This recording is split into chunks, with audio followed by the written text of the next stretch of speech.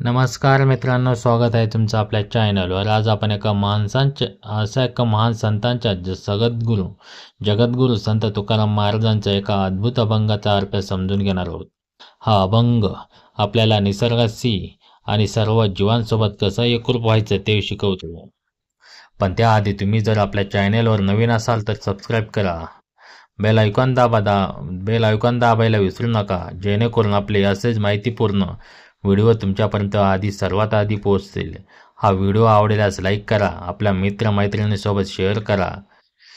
चला तर मग आता सुरुवात करूया।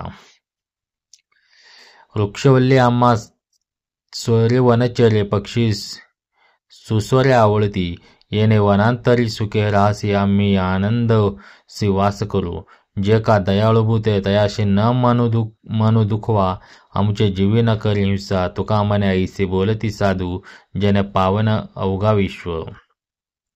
या अभंगातील प्रत्येक ओळ खूप खोल अर्थ घेऊन येते। संत तुकाराम महाराज म्हणतात, वृक्षवल्ली आम्हा सोयरी वनचरे, पक्षी सुसुरे आवळती, म्हणजेच झाड, वेली आणि जंगलातले प्राणी हे आपले खरे सोबती आहेत। पक्षी आपल्या मधुर आवाजात गाणी गातात, जणू काही आपल्यालाच हाक मारतात। विचार करा, शहराच्या धावपळीतून दूर निसर्गाच्या कुशीत आपल्याला किती शांती मिळते। इथे कोणताही स्वार्थ नाही, कोणतीही स्पर्धा नाही, फक्त शुद्ध आणि निस्सीम प्रेम।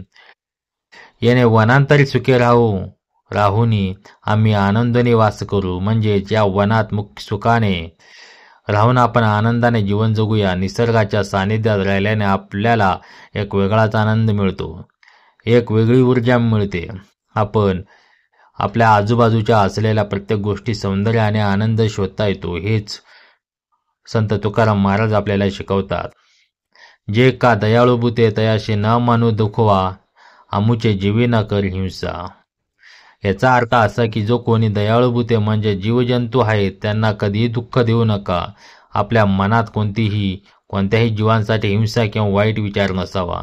प्रत्येक जीवावर दया करावा, कारण प्रत्येक जीव देवानेच निर्माण केला आहे। मानवाने निसर्गाचा समतोल राखला पाहिजे, कुठल्याही सजीवाला त्रास देऊ नये, हीच त्यांची शिकवण आहे। आजच्या जगात जिथे हिंसा आणि द्वेष वाढताना दिसतोय, तिथे संत तुकाराम महाराजांचा हा संदेश किती महत्त्वाचा आहे हे लक्षात येते।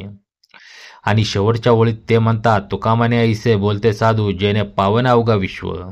म्हणजे संत तुकाराम महाराज म्हणतात की असे दयाळू आणि प्रेमळ विचार साधू पुरुष बोलतात। असे विचारामुळे संपूर्ण जग पावन होते, पवित्र होते। जेव्हा आपण निसर्गाशी जोडलेले जातो, जेव्हा आपण प्रत्येक जीवांवर प्रेम करतो, तेव्हाच खऱ्या अर्थाने आपले जग शुद्ध होते। तर मित्रांनो, संत तुकाराम महाराजांचा हा अभंग आपल्याला केवळ निसर्गाबद्दल प्रेम करायला शिकवत नाही, तर जीवनातील साधेपणा, दया आणि आनंदाचं महत्त्वही पटवून देतो। आपल्या धावपळीच्या जीवनात आपण थोडा वेळ निसर्गासोबत घालवला तर आपल्याला कितीतरी सकारात्मक ऊर्जा मिळू शकते। आशा आहे की तुम्हाला हा अभंग आणि त्याचा अर्थ आवडला असेल। यावर तुमचे काय विचार आहे ते आम्हाला कमेंट्समध्ये नक्की सांगा।